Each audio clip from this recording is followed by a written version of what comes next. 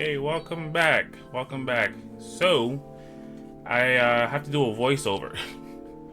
Someone bought me a new mic and it didn't work out. It died. So this is my first time doing a voiceover. So first, remove the panel. My bad. We are doing a replacement of a cabin air filter in my Toyota 2016 Camry. So you remove the first panel, and then you're gonna remove the second panel to have access to the air filter. I haven't changed my air filter for, I guess, in over a year. I can say over a year. You see, I did a quick show. I'll show it again, like I can see anything, but it was dirty. It was filthy. It needed time. It was time to change that filter. Then I'm gonna put in the new one.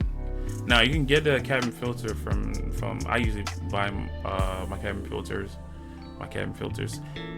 Anything I need for my car, I usually look at Amazon first and then compare the price, because at the dealership they're about to charge me like $42, and I'm like, that ain't right. All you're doing is removing the filter. That's all you're doing, and replacing it.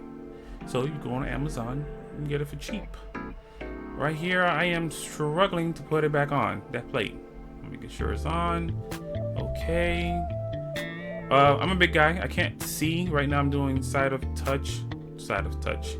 I'm using sense of touch to feel around. So yeah. So I had to try again. The reason you change your cabin air filter, it improves quality of air inside the vehicle by reducing dust, pollen. They keep unpleasant odor out of the cabin, and ensure proper airflow throughout the heating and air conditioning system.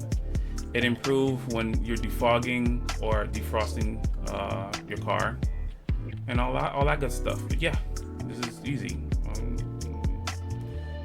That's it.